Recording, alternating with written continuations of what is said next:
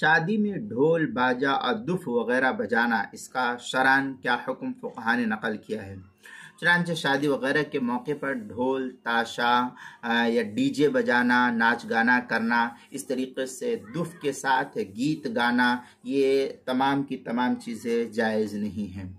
راجح اور محتاط قول فقہا کا یہی ہے کہ شروع اسلام میں شہرت اور اطلاع کے لیے دف کی اجازت دی گئی تھی، بعد میں یہ اجازت بھی منسوخ ہو گئی، اور موجودہ دور میں اس طرح کے مجالس میں دیگر منکرات بھی چونکہ عام طور پر داخل ہو گیا ہے، رسم و رواج اور رقص وغیرہ، گانے وغیرہ داخل ہو گئے ہیں، مثلا لڑکے لڑکیوں کا اختلاط، فحش مضامین، بےغیرتی والے اشعار پڑھنا اور ایک دوسرے پر کیچڑ اچھالنا اور دوسرے کا مذاق اڑانا، اور اس طریقے سے اور بھی بہت ساری خرافات ہو گئی ہے۔ اس لیے آج کل اس کی مطلقاً ممانعت کرنی چاہیے۔ یہ مستفاد کیا ہے امداد الفتاویٰ کی دوسری جلد صفحہ 279 سے، اور فتاوی تاتارخانیہ میں ہے روایت ضرب الدف منسوخۃ کما نقلہ العین فی عمدۃ القاری۔ یہ اس طریقے کی عبارت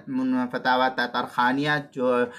زکریا بک ڈپو دیوبند کا ہندی نسخہ، اس کی 18ویں جلد صفحہ 188، اور جامع الاحادیث الکبیر کے اندر ہے ومن یمنعہ من العلماء یقول کان ھذا وامثالہ فی ابتداء الاسلام ویؤیدہ ھذا لقول ما اخرجہ السیوطی فی جامع الاحادیث الکبیر۔ اس طریقے کی روایت جو ہے جامع الاحادیث الکبیر جلد نمبر 8 صفحہ نمبر 39، حدیث نمبر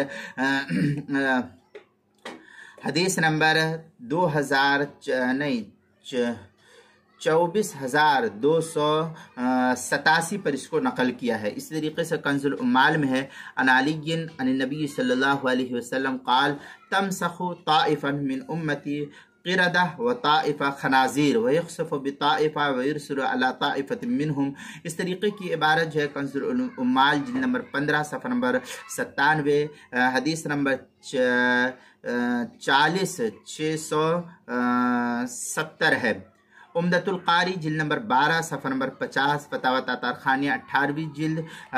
جلد نمبر 18 صفحہ نمبر 185، کتاب المسائل 4تھی جلد صفحہ 314 اور 315 پر بھی اس کو نقل کیا گیا ہے۔